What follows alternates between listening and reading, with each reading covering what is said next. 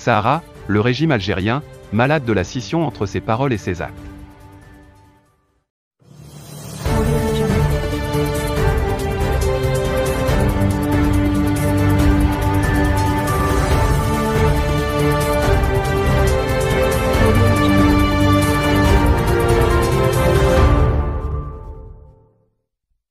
Alors que le régime algérien n'a eu de cesse de minimiser verbalement les succès diplomatiques du Maroc sur le Sahara, ses actes disent tout le contraire. L'action du régime algérien est devenue puérilement hystérique après le tournant historique opéré par l'Espagne. Analyse. Le tournant historique opéré par l'Espagne sur le Sahara atlantique ne passe décidément pas à Alger. C'est sans doute le coup de trop, celui qui anéantit tous les efforts du régime algérien et réduit à néant l'escalade orchestrée contre le Maroc, en vue de bloquer ses percées diplomatiques. L'hystérie de la junte algérienne a atteint son point culminant après la rencontre, le 7 avril à Rabat, du président du gouvernement espagnol, Pedro Sánchez, avec le roi Mohamed VI. Cette rencontre a été sanctionnée par une déclaration conjointe qui ouvre une nouvelle page dans la relation entre les deux pays, en la projetant dans le XXIe siècle. La lecture de cette nouvelle page enrage la vieille garde algérienne, dont la grille de lecture du monde reste ancrée dans le siècle précédent. Le régime algérien a activé un responsable au ministère des Affaires étrangères pour réagir à la visite de Pedro Sánchez à Rabat. Il s'agit du pathétique Ammar Belhani, qui porte un titre pompeux, celui d'envoyé spécial chargé de la question du Sahara et des pays du Maghreb. Cet homme, en fait un plumitif, scribouillard de son état, a remis le même entretien à deux journaux différents, l'un algérien, l'autre espagnol. L'entretien dans un journal algérien a été publié, sous le couvert de l'anonymat, par TSA, qui cite un haut responsable algérien. Les mêmes propos de ce haut responsable ont été publiés dans le journal espagnol El Confidencial, mais cette fois-ci en révélant l'identité de leur auteur, Ammar Belhani himself, dans un article écrit par un journaliste défroqué d'El País, Ignacio Sombrero, auquel le tournant historique que vient de prendre son pays fait perdre tout sens de la mesure. Ayant visiblement perdu ses nerfs, Ignacio Sombrero manifeste désormais dans toute sa splendeur sa véritable vocation, celle d'un militant anti-marocain. Entre minimisation par les déclarations et maximisation par les actions. Les propos d'Ammar Belhani sont emblématiques d'une névropatente du régime algérien, une disjonction entre les paroles et les actes. Alors que le régime algérien n'a eu de cesse de minimiser verbalement les succès diplomatiques du Maroc, ses actes disent tout le contraire. Pour Ammar Belhani, le tournant historique que vient de prendre l'Espagne n'engagerait que Pedro Sánchez et 3 autres personnes seulement. Les débats au Congrès et les prises de position défendues par certains membres de la majorité gouvernementale montrent bien que cette décision est l'œuvre de 4 personnes. Les 2 premières sont Pedro Sánchez et son ministre des Affaires étrangères José Manuel Albares, dont un ancien chef du gouvernement José Luis Rodríguez Zapatero, et un ancien ministre des Affaires étrangères Miguel Ángel Moratino, tous 2 membres du Parti socialiste ouvrier espagnol et tous 2 connus pour leurs accointances intéressées avec le Maxan institutionnel, Hassen Ammar Belhani. Il faut par ailleurs noter que c'est Ignacio Sombrero qui avait affirmé, dans un article antérieur à cette sortie médiatique d'Ammar Belhani, que la main de Zapatero, ainsi que celle de Ángel Moratino, ont lourdement pesé dans la lettre adressée, que Pedro Sánchez a adressée au roi Mohamed VI, dans laquelle il reconnaît que le plan d'autonomie est l'unique base sérieuse pour trouver une solution aux différends du Sahara. Ammar Belhani fait donc son marché pour alimenter ses ragots chez Sombrero, et ce dernier reprend dans ses articles les propos qu'il a semés chez l'Algérien. Quelle symbiose entre ces 2 hommes. Le plus important est toutefois ailleurs. Quand l'administration américaine a reconnu la souveraineté du Maroc sur le Sahara occidental, le régime algérien a minimisé cette décision en affirmant qu'il ne s'agissait là que d'un simple tweet de Donald Trump.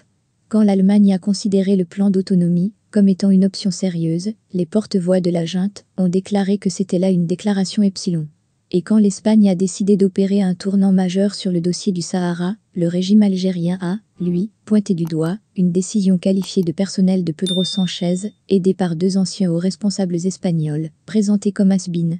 Or, tandis que les déclarations verbales du régime algérien tendent vers une minimisation des acquis du Maroc, ces actes, eux, se traduisent par une maximisation pour le seul cas de l'Espagne, dont la décision sur le Sahara ne serait que marginale, car n'engageant que 4 personnes selon les porte-voix du régime, l'Algérie a rappelé son ambassadeur à Madrid, menacé de réviser à la hausse les prix du gaz qu'elle exporte dans ce pays, et, dans sa dernière sortie médiatique, Ammar Belhani a parlé de l'imminence de décisions douloureuses susceptibles d'être prises par l'Algérie dans le cadre d'une réponse globale à ce revirement opportuniste et félon. Commentant cette dichotomie entre les paroles et les actes, une source de la diplomatie marocaine, ayant requis l'anonymat, reconnaît l'existence, en Algérie, d'un gap entre la façon dont le régime présente les décisions majeures de pays sur le Sahara et la façon dont il réagit à ces mêmes décisions. Selon cette source, l'Algérie doit juste être claire. Si elle perd du terrain, elle est en droit de protester auprès de ces pays, mais elle ne peut pas d'un côté minimiser les acquis du Maroc, et de l'autre, prendre des décisions fortes. Où est la presse algérienne? À quelques rarissimes exceptions, la minimisation des percées diplomatiques du Maroc est relayée à l'unisson par la presse algérienne. Il n'y a pas d'avis discordant dans la presse algérienne, qui parle d'une seule voix, celle du régime. Les très rares journaux algériens, qui pouvaient oser de timides écarts de la version officielle, sont contraints à la fermeture. Le dernier en date est le quotidien Liberté, propriété du milliardaire Issad Rebrab, qui va cesser de paraître la semaine prochaine. La chape de plomb dans le pays sera alors totale. Quand le Maroc était en crise, avec l'Espagne et l'Allemagne, il y avait des journaux marocains qui critiquaient la politique marocaine, s'interrogeant sur le bien fondé de ces décisions.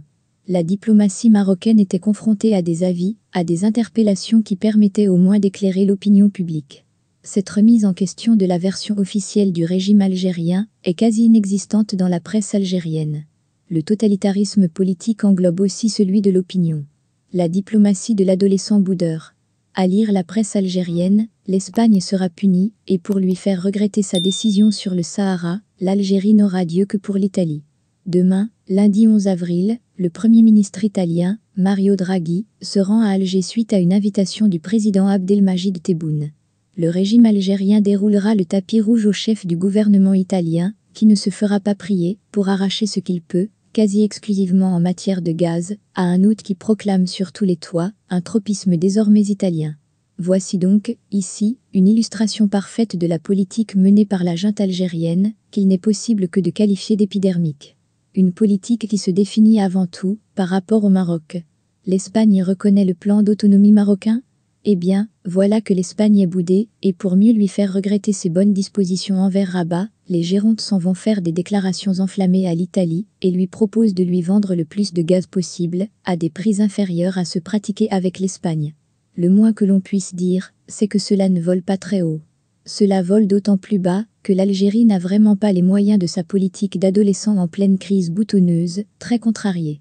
Avec une consommation interne en constante croissance, de vieilles installations obsolètes, qui pâtissent d'un régime qui préfère la rente immédiate à son prolongement dans le temps par des investissements, le régime algérien ne peut, en réalité, augmenter sa production de gaz que de façon très marginale. Il ne pourra donc absolument pas suppléer à la dépendance de l'Italie au gaz russe, la Russie étant le premier fournisseur de cet hydrocarbure à ce pays méditerranéen. De plus, promettre à l'Italie un amour exclusif, serait-ce là une raison suffisante pour que Rome initie une politique hostile envers Rabat? Le Royaume et l'Italie sont liés par un partenariat stratégique multidimensionnel, signé en novembre 2019. Dans la déclaration qui a fait suite à ce partenariat, l'Italie a salué les efforts sérieux et crédibles menés par le Maroc en vue de la résolution du différend régional sur le Sahara. Entre les lignes, il est facile d'y déceler comme un parfum d'accord envers le plan d'autonomie proposé par le